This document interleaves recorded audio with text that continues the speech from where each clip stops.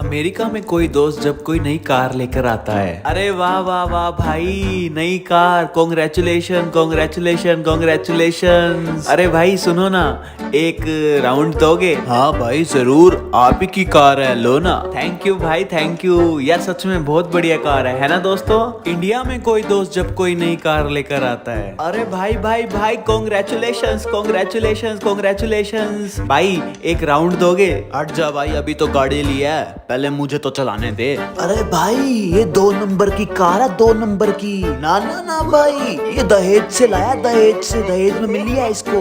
हाँ यार जो भी है, गंदी कार।